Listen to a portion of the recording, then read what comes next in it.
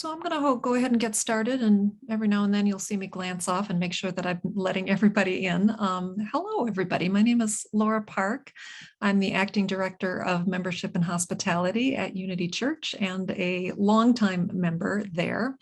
Welcome to Wellspring Wednesday. A couple of things about Wellspring Wednesday. It's a long tradition at Unity Church to have a multi-generational gathering Wednesday evenings to gather for fellowship and learning and connection. And I'm really glad that you've chosen to take some time out to be part of that connection tonight. We have options on Wellspring Wednesday now for both in-person and at-home Zoom programs. Most of them are running on Zoom, but we're having a few in-person sessions as well. So if you want to find out about future programs, make sure to go to our website, unityunitarian.org, click on Grow, and then you'll find Wellspring Wednesday. There's also a Wellspring Wednesday page in the newsletter and in our weekly emails. And I tell you, if you are a visitor here, and I don't think anybody is, but if you are and you want to get the newsletters, put a note in the chat and I'll send you to a link that you can sign up for the newsletter. Tonight, I am welcoming the members of the history teaching team. This is a group of folks that got together: Richard Airy, Kirsten Fisher, Hal Freshley, Krista Hansen, Jim Oberly, me, and Bill Wittenbreer. And we got together initially because I am not an historian at all. And I became responsible for introducing folks to UU history as part of Finding Yourself at Unity. And so I invited a group of people to help me better understand UU history and present it to those people in that new visitor series of classes. And as we got to talking, we realized that there was more even that we wanted to share. I think William Faulkner's quote really helps here. The past is never dead. It's not even past. And we've put together a series of programs that help us connect the thread of history to our present day and to the future that's emerging. I wanted to share you a quote from Adrienne Marie Brown in her book, Emergent Strategy, which I think kind of illustrates the way that thread connects. She says, "Together we must move like," no, that's not where I wanted to start it. "How can we, future ancestors, align ourselves with the most resilient practices of emergence as a species? Many of us have been socialized to understand that constant growth, violent competition, and critical mass are the ways to create change.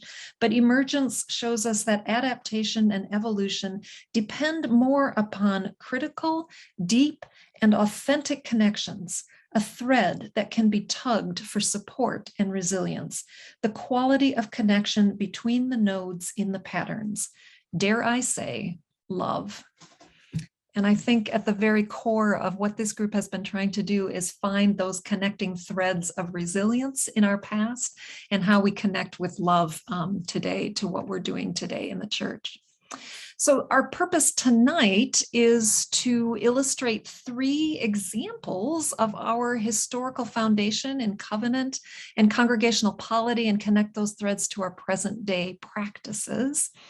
And we want to start by acknowledging that this conversation is going to focus on white people who colonized land belonging to the native people who already were living in the United States when these historical figures arrived, which complicates and complexifies our relationship with them and with our history. And while we at Unity Church are still working on language for a land acknowledgement of our own, our team still wanted to lift up the reality of that colonization as we begin this session today.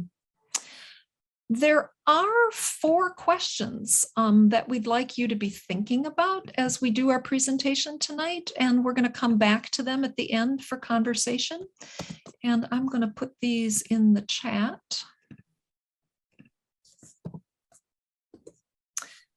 When you think about the historical threads of covenant and congregational polity, where are you seeing their legacy in Unity Church today? When have you seen covenant enacted at Unity Church? How do you understand the obligations of covenant and congregational polity? And how can you find joy in these obligations and not just duty? And these are the 4 questions that we're going to come back to at the end of our conversation tonight and ask you for your insights in these questions. And we'll just have some open-ended conversation. But we're going to start with 3 different threads. Bill is going to talk about the Mayflower Compact.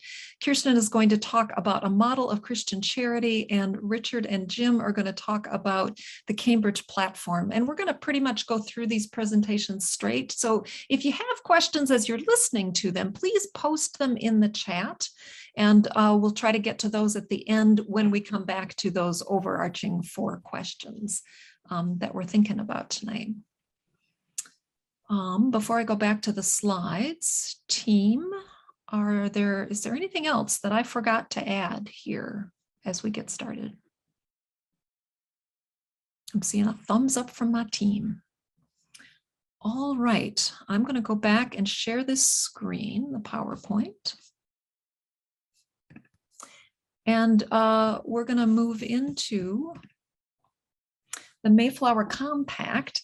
And because the Mayflower Compact is so short, we put it on these slides, and then I'm going to read through the Mayflower Compact, and then I'm going to invite Bill to say a little bit more about the history of it and its connection to polity and covenant.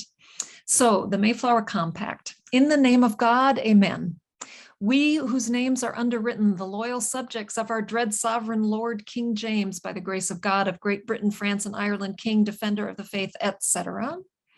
Having undertaken for the glory of God and advancements of the Christian faith and the honor of our king and country a voyage to plant the first colony in the northern parts of Virginia, do by these presents solemnly and mutually in the presence of God and one another, covenant and combine ourselves together into a civil body politic for our better ordering and preservation and furtherance of the ends aforesaid, and by virtue hereof to enact, constitute, and frame such just and equal laws, ordinances, acts, constitutions, and offices from time to time, as shall be thought most meet and convenient for the general good of the colony, unto which we promise all due submission and obedience. So I think I'm going to stop sharing that. And I'm going to highlight you, Bill. Okay. And tell us more. Okay. In the next 10 minutes, we will explore the origins of the Mayflower Compact, which we, as you use, claim as the origins of our congregational polity. We will briefly, in broad strokes, emphasis on the broad strokes, explore its origins in Western thought. After a dangerous, treacherous, 66-day journey across the Atlantic, the Mayflower, its crew and passengers, landed off the coast of present-day Cape Cod. This was not their intended destination as specified by their charter. William Bradford, the chronicler and future governor of this colony, described the surroundings in the following way. What could they see but a hideous, desolate wilderness full of wild beasts and wild men? They decided to stay, fell to their knees, and praised God that they were still alive. Who were these people that settled this place we now know as Plymouth, the first permanent settlement in North America? The people who anchored at Plymouth Rock off the coast of Cape Cod were part of a larger group of religious dissenters called separatists, who collectively felt alienated from the Church of England. William Bradford dubbed them pilgrims. This group was the first group of separatists to arrive in North America. The Puritans would arrive later and settle the Massachusetts Bay Colony. Separatists differed fundamentally with the Church of England and its head, James I. As you mentioned, he was referred to as the Dread King. They felt that the true church or gathered church should be founded by the Holy Spirit, not man or state, believing that true Christian believers should seek out other Christians and together form their churches. Separatists emphasized the right and responsibility of each congregation to determine its own affairs. without having to submit those decisions to the judgment of any other higher human authority, such as the king or the pope. This stood in direct opposition to the territorial basis of the Church of England, in which everyone in a certain area was assigned to a parish church, and each local parish was submitted to the oversight of the larger church hierarchy. James I, as king and head of the Church of England, branded the separatists as traitors. The group that we called for Pilgrims left England for Leiden, Holland in 1908, where they stayed until 1620. While in Leiden, the Pilgrims sensed that the Protestant environment of the Netherlands, though tolerant, was weakening their beliefs, so they decided to leave Leiden. The Pilgrims signed a contract with the Virginia Company, which was formed in 1601 by James I and others to colonize North America. The Pilgrims' charter was for land along the Hudson River. In 1620, the Mayflower with 102 passengers set sail for North America. Of this 102, only 40 were separatists. The balance of the passengers were secular settlers who were referred to by the separatists as strangers.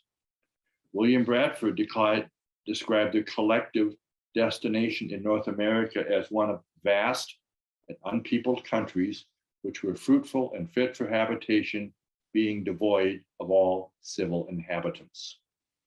William Bradford reported that several strangers made discontented and mutinous speeches when they learned that they had not landed at their specified destination. They argued that the charter they had been issued was invalid because they were not in Virginia and therefore refused to recognize any rules, since no authority or government existed over them on the land they were currently standing on. The Pilgrims knew that in order to make their colony work, they would need a set of laws to govern the colony. Perhaps they were drawing on their learned experience from living in Leiden. So on November 11th, 1620, which, by the way, this year is the 401st anniversary of the Mayflower Compact, was signed by 41 male colonists and 2 indentured servants.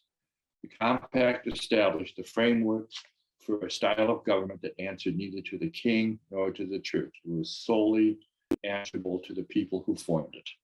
The Mayflower Compact is very important in the history of individual rights and democracy. The Compact is considered to be the first document in North America that established self-government, and it remained in effect for nearly 70 years until the Plymouth colony was folded into the Massachusetts Bay Colony. We are not exactly sure who wrote the Mayflower Compact. Some opine that it may have been William Brewster, who was university educated and a pastor. But we should, regardless of the author, we should not assume that the compact was a result of an intellectual epiphany on the part of its author or authors. Its authors were drawing on a large and growing body of thoughts pertaining to the rights of the individual that have been developing since the Magna Carta. The Magna Carta was signed by King John in 1215 in order to resolve a political crisis with his barons. John agreed that as sovereign, he was subject to the rule of law, John agreed that as sovereign, he was subject to the rule of law, written or unwritten, and not by divine right. The Magna Carta was quickly forgotten because John signed it out of political expediency in order to quell his barons. The Magna Carta was resurrected in the 1600s as a way to rein in the powers of James I. Once again, the question of whose authority does the king rule was before the British people, divine right or the laws of man. The very fact that the separatists were religious dissenters put them in the intellectual traditions of the Reformation.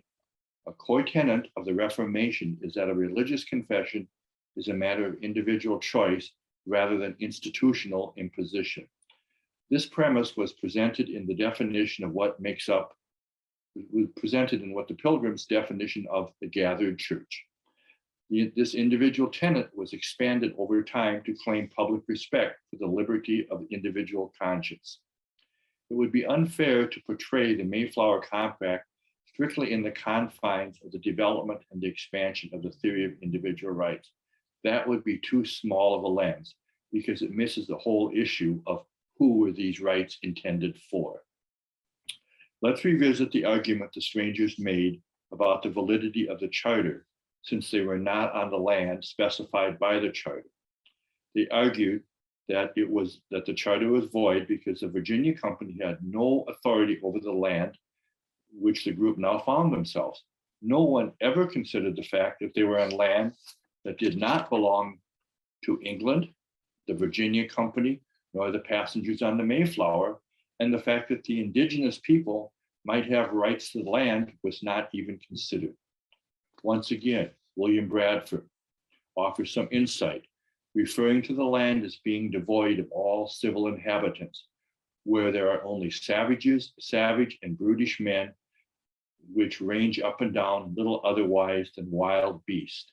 In other words, the uncivility of the indigenous deprived them of any right to their land in the eyes of the Pilgrims. A few years later, after the Massachusetts Bay Colony was established by the Puritans, their governor, John Winthrop, refined Bradford's reasoning as to why the indigenous had no claims as to the land they occupied. Legally, Winthrop argued that the Indians had not subdued the land. Therefore, they had only natural right to it, but not a civil right. A natural right does not have legal standing. Later, a biblical justification was added to the Puritans' right to claim the land of North America. In addition to Winthrop's claim, Psalms chapter 2, verses 8 was added to their line of justification for the right to settle. It reads, "Ask of me, and I shall give thee the heathen for thine inheritance, and the utmost parts of the earth for thy possession." Where did all this sense of privilege and superiority come from? For centuries, the Europeans had been engaged in a long and losing battle with the Ottoman Empire. At its core, it was a religious struggle. Europe was Christian, the Ottomans were Islamic. By 1500, the Ottomans were the most powerful state on the earth, the largest empire since Rome, and the most enduring in the history of Islam. The Ottomans' military prowess closed off all trade with the Mediterranean countries for Catholic Spain and Portugal and the rest of Europe. This expulsion from, or the closure of the Mediterranean, forced the Europeans into becoming global explorers in which they searched for new lands to conquer. And this expulsion also left the Italian states and the papal states under continuous threat from the expansion of the Ottoman Empire. They were in Albania at this point. In addition to controlling the Mediterranean, the Ottomans also controlled Jerusalem, the most holy city in Christendom. Since 1096, the Europeans had been trying to liberate Jerusalem from the various Islamic forces that controlled it, but the Ottomans were the most daunting. Over time, in the European minds, the Crusades began to morph into an apocalyptic mindset. Christianity and Islam were battling for the very soul of creation. The Europeans' new role as global explorers began to be viewed as key to the defeat of the Ottomans and Islam. This offered European countries the possibilities of individually building empires that would be bigger, more powerful, and wealthier than the Ottomans, and therefore they would be able to defeat them. The papacy, for obvious reasons, solidly endorsed European exploration and expansion because they saw it as a way to spread Catholicism, liberate Jerusalem, and to secure the papal states once and for all. The Pope's been building coalitions to fight Islam and the Ottomans for centuries. But with the expansion of European exploration, they were really emboldened. Pope Innocent VIII, who was Pope from 1484 to 1492, was constantly engaged in building alliances with European nations as a show of power against the Ottomans. Innocent even held an Ottoman prince, Jem, as captive as a show of force. But it was Innocent's successor, Alexander VI, who really found the best way to support Europeans. In 1493, Pope Alexander VI issued a papal bull we now know as the doctrine of discovery. Alexander's bull initially divided up the world between Spain and Portugal for the purposes of exploration, but over time it became the basis for all European claims to North America. The bull declared, "The Catholic faith and the Christian religion be exalted, be everywhere increased and spread, that the health of souls be cared for, and that the barbarous nations be overthrown and brought to the faith itself." Basically, it was a blank check for Europeans to treat indigenous people in any manner which they saw fit in order to civilize and Christian them, because of the superiority and the sacredness of European purpose. The doctrine of discovery already inflamed a healthy concept of the other in the European mind. Europeans had been tyrannizing and placing restrictions on Jews for centuries. African slavery was becoming more widespread and profitable. However, at the same time, doubts began to creep into the European mind, and a fragility was beginning to set in as a result of the global exploration. They witnessed and experienced some powerful civilizations such as the Aztec and the Chinese, and they began to have some doubts as to whether they were up to the task. So to buttress a sense of superiority in their colonizing efforts, they began to think in terms of race. James Shapiro, Shakespeare scholar at Columbia, in his recent book, Shakespeare in a Divided America, provides an excellent summary of the emerging attitudes towards race and the directions these concepts were taking in Shakespeare's time, which is just immediately before the Pilgrims land in Plymouth. And I quote, "Few would have been more amused to learn that he was," let me back up here. Provides an excellent summary of the emerging attitudes towards race and the direction these concepts were taking in Shakespeare's time. Few would have been more amused to learn that he was Anglo-Saxon than Shakespeare, and let alone a white man, another term that doesn't appear in his work, and was only beginning to enter the vocabulary during his lifetime. He would have known the first advocate of Anglo-Saxonism as a racial and political category in the works of Richard Rowlands. Rowlands was the influential author of The Restitution of Decayed Intelligence, which argued for Teutonic racial purity and superiority. In the case of England, this would have been their Saxon heritage to use against James I as a Catholic to lead a Protestant nation. So this was kind of the intellectual inheritance that the Pilgrims set foot on the North American continents within their background. Its history is messy, but I think the platform in the fits and starts of civilization is definitely a start, because it builds the platform for a type of government that's totally answerable to the people, not to a higher power or not to a king. So as the Puritans in Massachusetts Bay Colony and the Puritans of Plymouth, the other way around, Puritans in Massachusetts Bay and the Puritans of Plymouth began to merge their colonies, which for all practical purposes were theocracies. The principles contained in the Mayflower Compact were folded into this new congregationalism.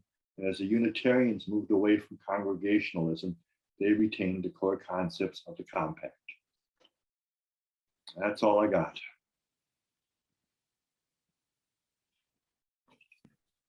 Thank you so much, Bill. All that context. I'm just thinking about how all those threads come together. Thank you so much for that overview. Now, I hope they weren't too broad for anyone, but there's just so much I just had figured I'd just shoot big and pull them together. Tell us about a lot. Yeah. Thanks so much. So from Bill and the Mayflower Compact, we're going to turn to Kirsten and a model of Christian charity. Kirsten, I'm going to put up your slide too.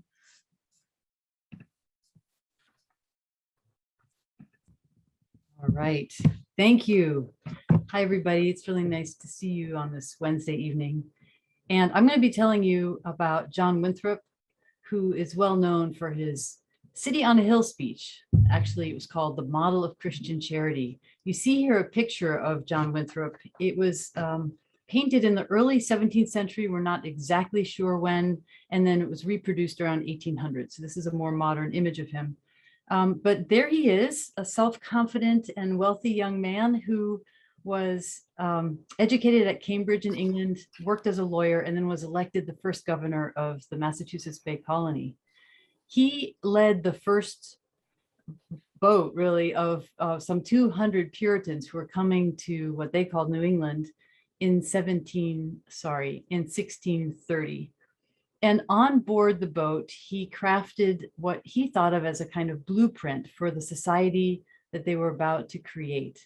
And he saw it really as a radical experiment in creating a godly society, a brand new way of living together, a way that was meant to do God's will, really, and serve one another in the way that God intended. So this was a speech that he delivered on board the Arabella. And he imagined that others would look to their experiment from afar, and they would be so enthusiastic about its successes that people everywhere would want to emulate them. Hence the city on a hill, a shining city on a hill, an example that others would wish to copy. And most importantly, I would say that, Winthrop was coming from England, which was a very harsh place at the time, not only for religious dissenters and political dissenters, but also for anybody who was poor. And people were put in poorhouses to do terrible years of hard labor, separated from their families. Thieves were hanged for stealing their supper. I mean, it was really harsh. And so part of what Winthrop fantasizes about in his model of Christian charity is a much kinder and gentler society, one bound together by love. And he often says that love and compassion will be the social glue in this new place. He says, for example, we must delight in each other, make others' conditions our own, rejoice together, mourn together, labor and suffer together, always having before our eyes our community as members of the same body. He goes on to say that love will keep them together. Love is the bond of perfection. It makes the work perfect. He also wants this to go beyond lip service. So regardless of what people may say in church, he says, we must bring into familiar and constant practice this kind of love. Now, he himself was a wealthy man. He died a wealthy man. He was governor or lieutenant governor 18 of the 20 remaining years of his life. And one might say he was a philanthropist. He was generous and charitable, and he felt that that was important, but he was not interested in equality. And that's why I put up here this image. I think it's an 18th century image of a concept that had been around since the ancient Greeks. And that was really powerfully important in the medieval church. And that is this great chain of being. And the great chain of being is this notion that God had created a social order that was with himself at the very top, surrounded by angels. And then every other thing that exists lives somewhere on this fixed, rigid social chain. First the humans, then animals, then plants, even minerals, down to the most lowly soil. And he imagines that not even all people have the same space on the link. They don't share a link. And it's not just Winthrop, it's everybody who adheres to this notion of a great chain of being. There are categories of people. King first, nobility next, landholders following, and so on down to the poorest. And also there are categories of people by religion. So non-Christians would obviously be below the Christians, and so on. The social implications of this model are really important to understanding Winthrop, because one is obviously a kind of social rigidity. If God placed you onto a particular link, then ambition for social mobility, for upward mobility, would be to go against the will of God. And so it was important to understand that once this was a divinely ordained chain of being, and people belonged just exactly where they had landed. So there's a lot of top-down authority here and social rigidity here. But there's something else which is important to point out, and that is that all things in the chain are connected to one another. There's a clear sense of interdependence here too. And so those at the top were inescapably connected with even those at the very bottom. There's a feeling, especially in cases of disaster, times of trouble, drought, famine, that people at the top, the wealthy, could not simply just let everyone else die. They had to, in some ways, step up in that moment of duress and help people survive. And in return, the people at the bottom owed their superiors deference and submission. So this is the model John Winthrop has in his head when he comes to New England, and he doesn't actually deviate it from it much. In fact, his opening words are these: God Almighty, in his most holy and wise providence, hath so disposed of the condition of mankind as in all times, some must be rich, some poor, some high and eminent in power and dignity, others mean and in subjection. Even so, keeping that hierarchy in place, Winthrop imagines a world softened by generosity. He calls for liberality in loans and sharing. He says you have to offer a loan if you're asked for one, even by somebody who you know won't be able to repay it. He says you need to even forgive debts that cannot be repaid, although he has a caveat, which is unless you have something in writing. He was a lawyer after all. So the point here was not a kind of social equality or inclusivity. It was to live as God intended and to do so in a loving manner. And these folks were serious about this experiment. They joined into a covenant with one another. This was a solemn and binding agreement to create a community, not just with each other, but with God. This was a community's covenant with their God. And this is crucially important, this part, because they must not fall short of their goals. If they do, they're breaking their promise with God. And furthermore, since everybody is watching, they believe everybody's watching this experiment, it will give God a bad name if they mess up. So with God, there's no room for mistakes. There's no fooling around. To disappoint God is a disaster, Winthrop says. In fact, the Lord, this is a quote, will surely break out in wrath against us to be revenged of such a perjured people and make us know the price of the breach of such a covenant.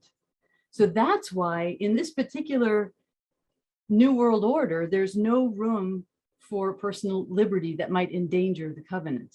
We must be knit together, he says, in this work as one man.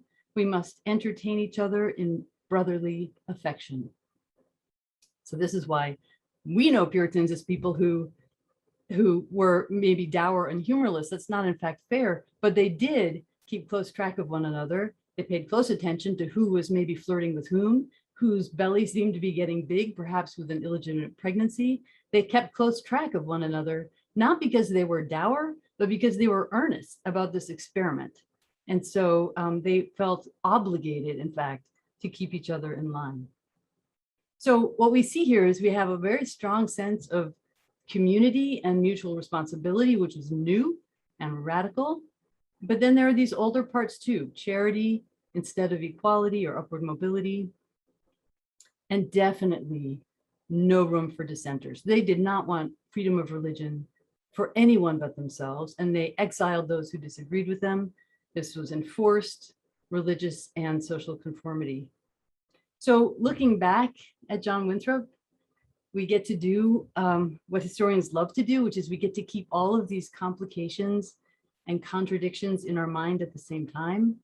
He was earnest in his idealism, and he was just as passionate, I would say, about his self-interest. He wanted a more civil and generous society without actually changing the status quo. And he was at the top of that hierarchy. And his city was self-governing, yes, but really only for those who agreed with his views. So this is the covenant that John Winthrop proposed. It was idealistic and limiting at the same time. And we get to think about what we might take away from this and what we might leave behind. Thank you. Thank you so much, Kirsten. Oh, where'd you go? I was going to unspotlight you. I'll do that in a minute. Thank you so much. That was really an interesting set of new threads to add to this tapestry that we're weaving here tonight. So our next piece that we are going to take a look at now, the third layer in this conversation about polity and covenant, is the layer of the Cambridge platform.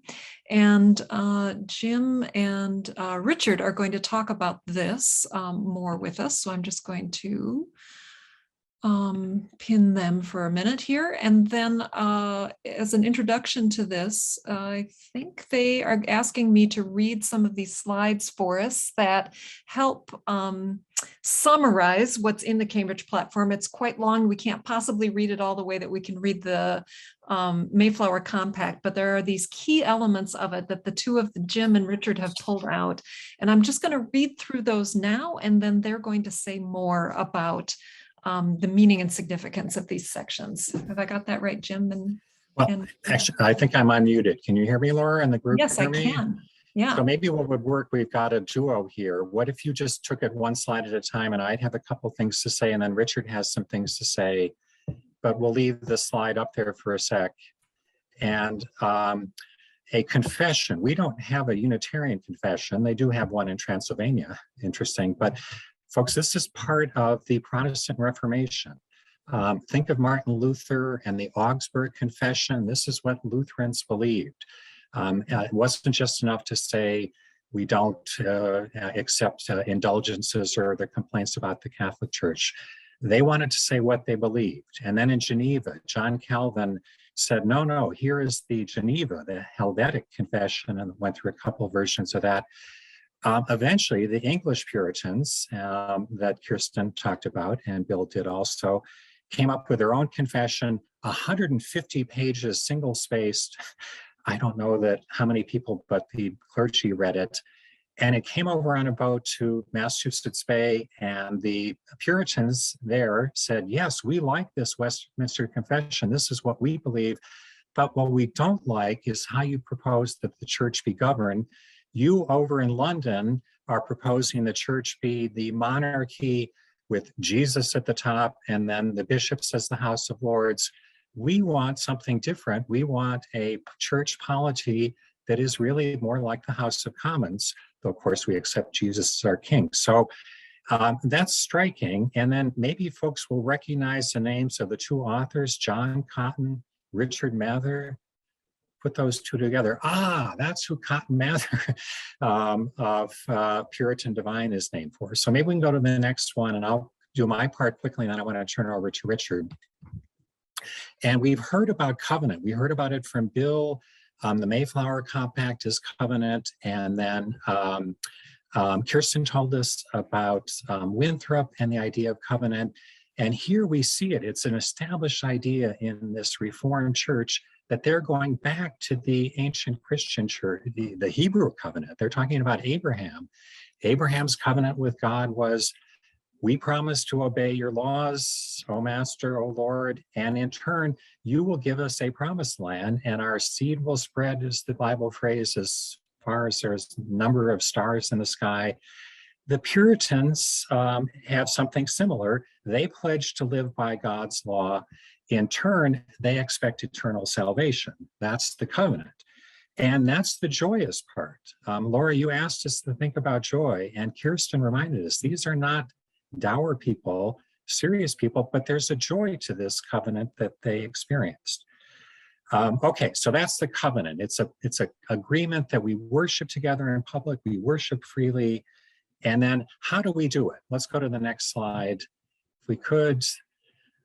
We have the church, and the church belongs unto the brotherhood. We wouldn't use that term today, brotherhood. We'd say congregation or the people of the church. It's gendered, but it's 1648, so we kind of have to bear with them. And the church, the commons, let's call it, the church polity, because they don't need a king and they don't need bishops. The church polity is the brotherhood and the officers of the church, especially the pastor and teacher. And it's interesting, in 1648, they use that term pastor, but they also use the term minister interchangeably. The office of the pastor, also a teacher, it's to exhort to be up there in the pulpit and preach the gospel, and also to administer a word of wisdom, which seems a little more modest. But the people need a teacher. They can't just, they can read the Bible, they all learn to read and write, but they need a pastor and a teacher, and that's the role of the minister. Okay, let's go to the next one, Laura. Okay, how do you have a minister? In the Church of England, this is decided by the bishop. Or the Archbishop of Canterbury makes these decisions, and then the lesser bishops assign ministers and so forth. No, not here in Massachusetts Bay. The churches will call their officers, they will call the ministers. And the argument that the Puritans made in 1648, this is how it was done at the time of the apostles. We cannot, that last sentence is important, a church being free cannot become subject to any but by a free election. We can't have the bishop, or by now it's King Charles I, pick our ministers. We, the people of the church, the brotherhood, will pick our ministers. That's a radical proposal for 1648. I don't believe elsewhere in Reformed and Protestant Europe that people were making that call. The Lutherans were happy to have bishops. In Transylvania, our Unitarian forebears, the people didn't call their ministers. It's Massachusetts Bay that points the way. The people should make the call. Let's go to the next slide, please. And we at Unity have had many ordinations of clergy who have trained for the ministry, and then we have a big ceremony, and we get a sermon, and they say some words, and they're ordained into the faith. And the Puritans had that as well, but they're saying that's not the most important thing. Yes, we want people who know what they're preaching, they have to be ordained, but again, this is a free election. The church calls on somebody to accept the position of ministry, and that call and the mutual agreement between pastor, minister, and brotherhood people is the basis of our relationship, that mutual agreement. And that's, I think, is the line from the 17th century to where we are today. Covenant, love, and then this voluntary calling of pastor and people, and the agreement that one will serve the other, and they are in a covenant together. That's pretty important. Okay, let's go to the next one, Laura, if we could. Oh, I couldn't resist adding this one. In the 17th century at Massachusetts Bay, the officers of the church, besides the pastor, the vestry, the deacons, levy taxes on people to support the ministry. After the American Revolution in Connecticut and Massachusetts, New Hampshire, people paid property taxes to support the church. It wasn't until the 18 teens or 20s that was ended. And I think the people who wanted to end the taxation of people to pay for the Congregational Church were called disestablishmentarians. Remember when you were a kid, the longest word besides supercalifragilistic, whatever, 1833, Kirsten says, was anti-disestablishment. But in the 21st century, we don't have taxation to support Unity Church and its pastor, teachers, and our congregation. We have the pledge.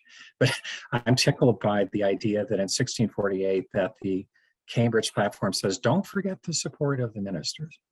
Okay, those are some of the items in there. And we know about this at Unity. Rob Eller Isaac preached a sermon on the Cambridge platform a decade or so ago. It was not in the context of search, but to me, that's pretty central to this platform. The people and the ministers make a free agreement to be in covenant with one another, to live by God's laws, and in 1648 to expect salvation. Okay, I want to turn it over to Richard now. So can you switch cameras, Laura?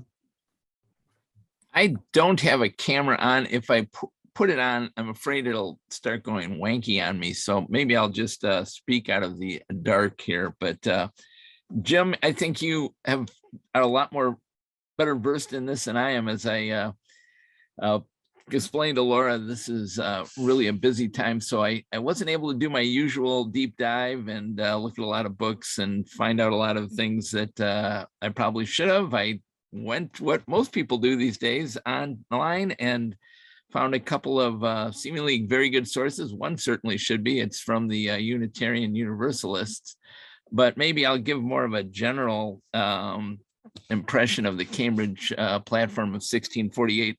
It was interesting to me because I really didn't know much about it other than that date was the first area that came to the United States came to New England in the early 1640s. So I'm curious where he landed and what faith he was, unless he was a ne'er-do-well, and which is the other group of people that came over from England. But anyway, Cambridge Platform of 1648 is basically a statement describing a system of government and congregational churches of colonial New England, largely self-governing, and they trace their origins to Puritans.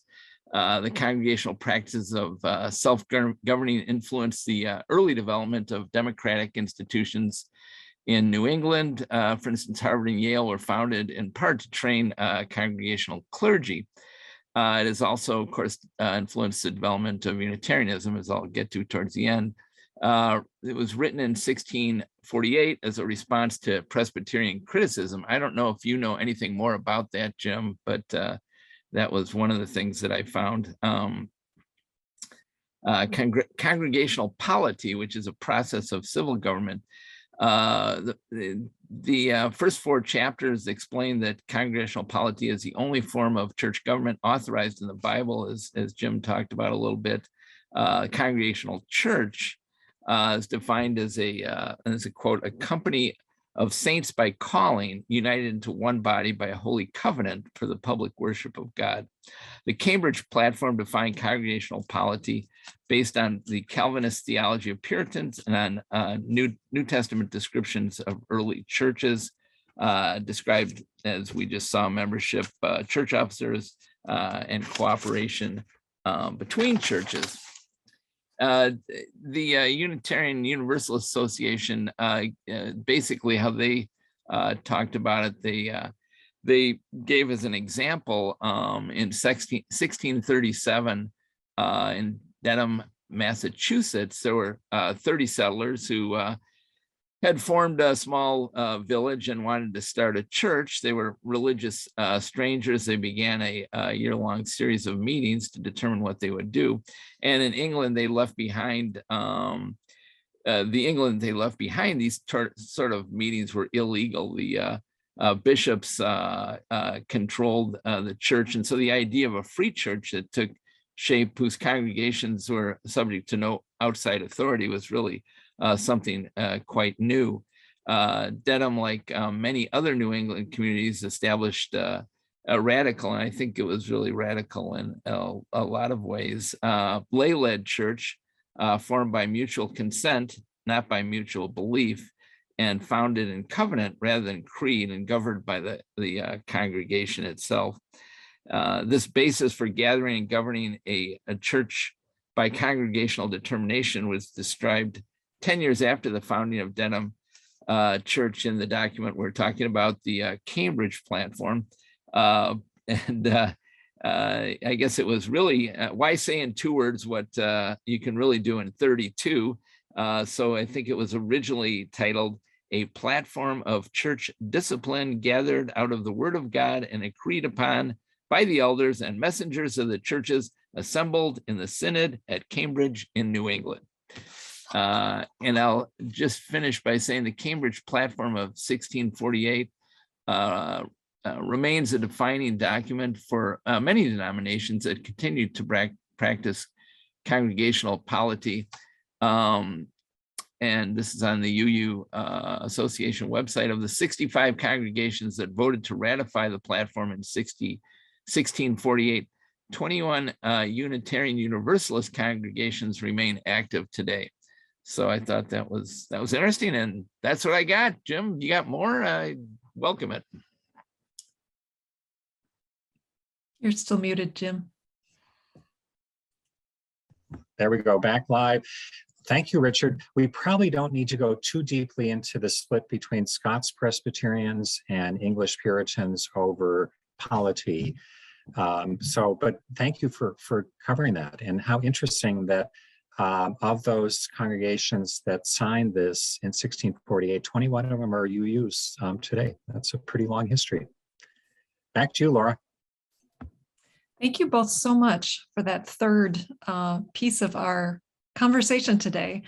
And I just want to mention, we're going to go back to those questions that I brought up at the beginning of our time together. And I also want to mention that in the context of trying to connect these historical threads to our congregational life today, we've also invited Avi Viswanathan from the ministerial search team to join us.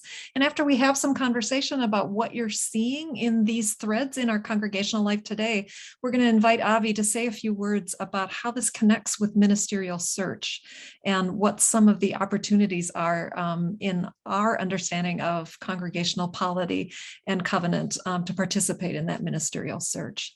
So let's go back to those questions that I posted in the chat at the very beginning of this session. When you think about these historical threads of covenant and congregational polity, where are you seeing their legacy in Unity Church today? When have you seen covenant enacted at Unity Church? How do you understand the obligations of covenant and congregational polity that we've lifted up here tonight?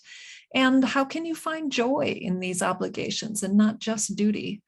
And I'll just invite anyone who has some thoughts to share to unmute and tell us what's on your mind.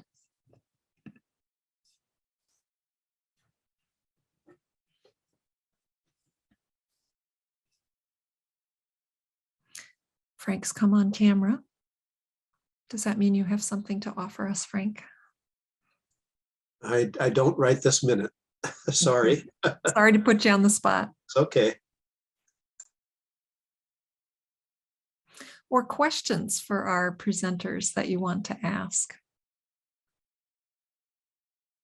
Well, I was kind of curious if there were any individuals that anybody knows if there were individuals that were really associated with the Cambridge platform of 1648, and nothing popped out in my brief survey, but I don't know, Jim, if you found any notable folks that were involved with that. It seems like a pretty far-reaching document. Well, Jim here back live. Yeah, those are pretty significant Massachusetts families, the Cottons and the Mathers. The Cottons and Mathers, okay, sure. Pretty significant.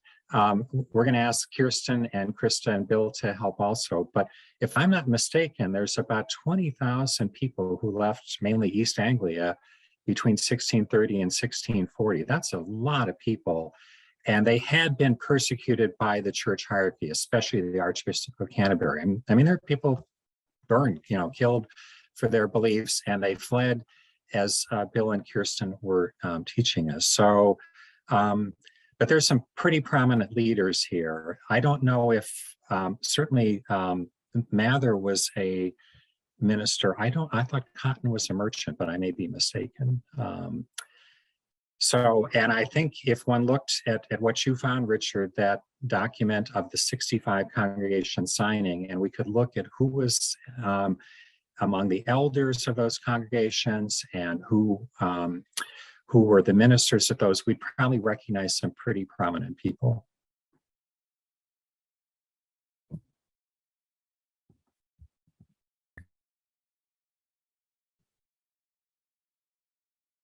Other questions or thoughts or reflections?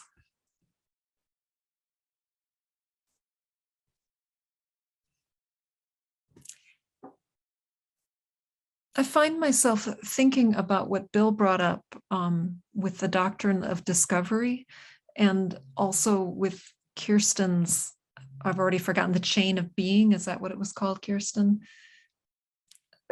The rigidity of thought and the sense of needing to exclude in order to maintain a covenant. I'm really interested in whether that is still reflected in the way that we operate as a church today.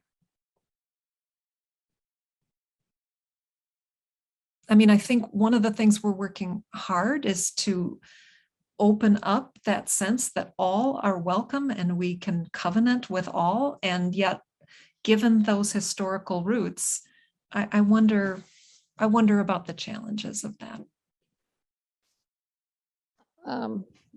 I would like to mention the 1629 covenant of membership of the Salem Church, which is the church today, which is a Unitarian church today, which still has that same covenant. And the covenant basically is we covenant one with another and do bind ourselves in the presence of God to walk together in all God's ways, according as he is pleased to reveal himself. Now, when you say that, actually, you end up with a congregation who has different theological beliefs, but who all are willing to work together and to accept each other. And so I think it's a good basis for a Unitarian church. What I love about that is the living, breathing part of it as God reveals it to us. I imagine that those revelations are not sealed. Right. And that and they accepted that God would be giving new revelations all the time. And so the theology was not fixed. Mm-hmm. I love that connection with a living, breathing faith. Thank you, Karen. You're welcome.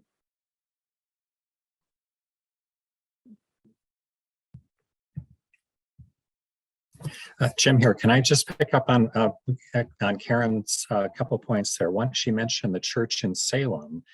And when most of us hear Salem, we think not 1629, Karen, we think 1692. Yes. And that's actually a different church. Salem split in two. The town used to be huge. It had a big backcountry, and it split into Salem, the port, and then I believe it's Danvers was the back town. And the accusations of witchcraft, help me here, Karen, I think they came from Danvers, right? Not from the people who became our Unitarians, brothers and sisters in Salem. So that's one thing, is that when we think of Salem, we think of that. The other is about, yes, the possibility of new knowledge, new revelations, new discoveries is an interesting one. Even though these are people who are looking backward to the ancient church, they did, I would say, they did have this doctrine they expected people to profess. That was their term. You would make a profession and be in the church, be a fully admitted member. And that was the 150-page Westminster Confession. Now, we don't have that, do we? We Unitarians don't have a confession. We don't have a catechism we make our children memorize or things like that. So yes, they were probably open to new revelation, but they also had a dogma, I guess we would have to say, and that does separate us from them. So, but thanks for making that Salem connection. That's great. You're welcome. Getting back to what you said earlier, Laura, about how many of these ideas that we're still struggling with some of these same issues to make our churches open as possible. You know, some of these ideas have long tentacles that hang on for a long time. And I think one of the reasons that things like the Mayflower Compact, the Cambridge document, and Winthrop's thing is got any legs is that they were here in North America. There's nobody around that could squelch them. Anybody who could put the kibosh on is sitting over in England, and we're how many thousands of miles away, and how long does it take? So I think there's a little bit of circumstance that these things could take root here, which would have been hard for them to take root had they stayed in England or even in Holland. So I think they do have long reaches, both the good and the bad, and they got a jump start by being here in North America, this geographic separation. But yet we know that some of the intensity that they brought against the Jew, the Muslim, still came over with them. But at the same time, they were able to figure a way to maybe think a little differently about themselves. That's all I got. Thank you. And because the country was new and they felt they could go exploring, when they disagreed with the minister in their town, they could pick up and move and establish a church that was a little bit different. And so you've got different qualities of toleration in various parts of New England. Absolutely.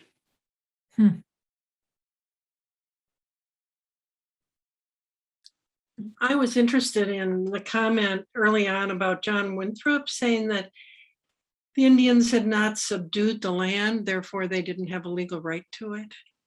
And this idea of subduing the land as a good thing, as opposed to as a bad thing. I just find that really, I find that interesting, and I realize how much so many of those ideas are still so prevalent in our society today, and we're built on that culture, and we continue to have those beliefs woven into our policies and our laws. Thank you, Mary. Yeah, that's a good point, because when Winthrop or Bradford go this vast untamed wilderness, what they weren't seeing was a landscape that had been cultivated for thousands of years by the Native Americans. They were only thinking of civilization as they knew it, and they had been reinforced by the Pope and other things saying that we are the pinnacle of this all. They just could not see this as possibly another form of civilization, hence uncivil and wild beasts, as they were referred to.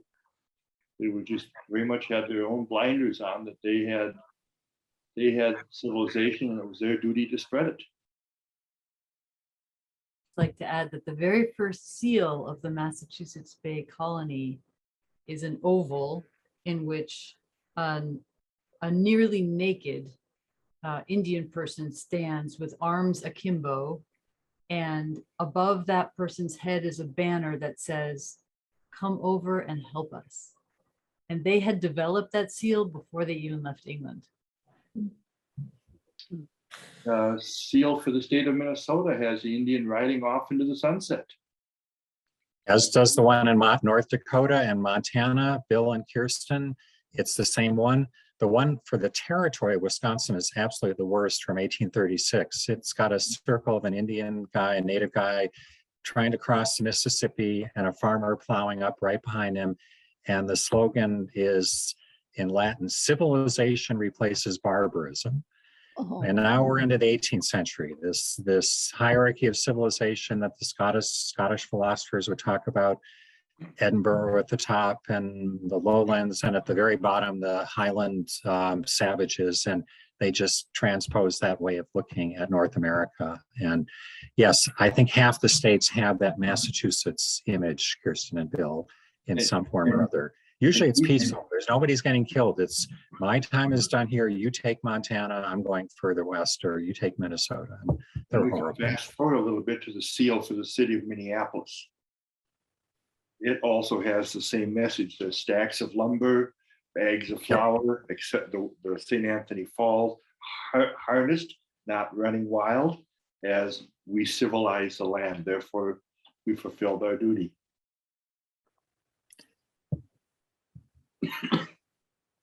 Yes, it's almost Abrahamic, isn't it? Just this Abraham's covenant with God is, we live by your laws, God, and in turn you give us the promised land and you let us spread. So there are more of my sons, because Abraham was childless, right? And there'll be more of my sons than there are stars in the sky. This is kind of the demographic history of New England, if I could say, is they come and they have huge families. And as Karen, I think, said, they would move on. And, or Mary was saying, they would move on and start a new congregation. And they filled up Massachusetts, and then they filled up New York, and then Ohio, and eventually Minnesota and other places. So yes, they, despite as what Bill taught us, that the doctrine of discovery was promulgated by one of the Borgia popes, I think Alexander was, right, Bill? Played by Jeremy Irons on TV. But otherwise, the Protestants fully embrace this, don't they? No, they don't question that it's their part of their covenant to take this land and spread and be as numerous as the stars in the sky. It is a complicated history, a painful one, isn't it, to look back at? Even though there's much that we're celebrating tonight about freedom and love and the brotherhood, sisterhood, it's on this basis of conquest. And God declares that Moses can come to the promised land and take over from the 7 nations that are occupying the promised land, that's okay. And so the preachers in Massachusetts saw themselves as following the command of God and going to the promised land and taking over from those who already occupied it.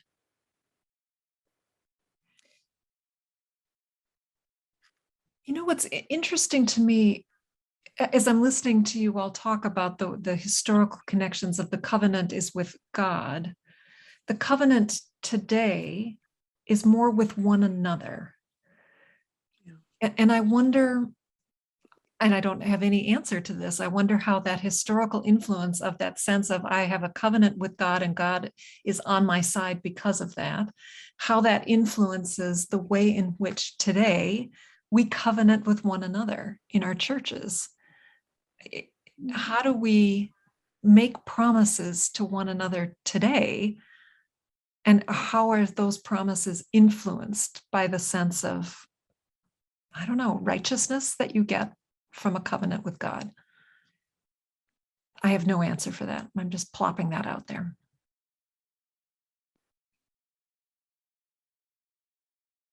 Well, and one of my challenges is always to think about the people that I've met at Unity over the 20 years I've been a part of Unity. I think I've met 2 who were born and raised Unitarians.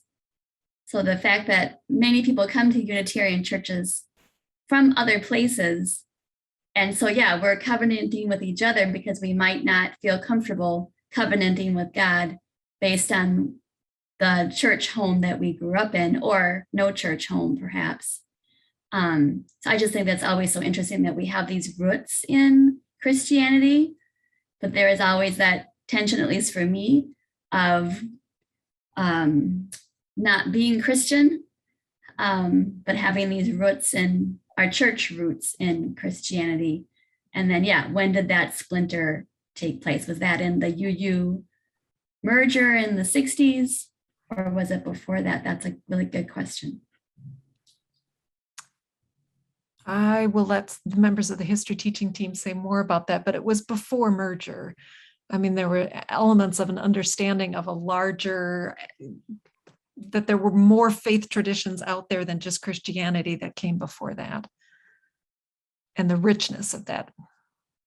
I think that calls for another evening's conversation. So what a great idea. We'll add that to the list of interesting topics. I thought one of the phrases when I was looking at the UU site on the Cambridge platform was the phrase religious strangers, these settlers in Dedham, Massachusetts, when they wanted to start a church. They began this year-long series of meetings. Didn't really explain that, but my sense is that they knew each other as neighbors, but whatever religious backgrounds were different to each of them. Yeah, go ahead. Thank you, Richard. Jim. Jim here. There's a member of the history team who was not able to join us tonight, Hal Freshley, who probably many of you in the Wellspring Wednesday know. I wish Hal was here to talk to us about covenant, because he inspired the history team, one of our summer meetings, talking about this program, saying covenant is as important today as it was in 1620, 1630, 1648. Yes, we bind ourselves by promising one another to help each other grow as individuals and as a congregation. That's the only way we can do it. Otherwise, and I can't remember, was Hal said this, or maybe it was me, we could just sit home and do yoga or meditate. If we need a congregation to help one another in a different way, but in togetherness is as important now as in the 17th century. No, we're not making a covenant to God, and we're not going to get a promised land in return, and we don't think we're going to get eternal salvation. But we are going to be better people and lead better lives and deeper lives. We'll get to those lives of, what do we claim? Integrity, service, and joy, but only by doing it together. And I feel like that's a poor statement of what Hal said. What he told us was so inspiring, but it was along those lines. Am I right, Krista and Laura, Bill, Richard, Kirsten? Isn't that kind of what Hal was saying? That was beautiful, Jim. Thank you. That was really lovely. I think you covered it. Excellent.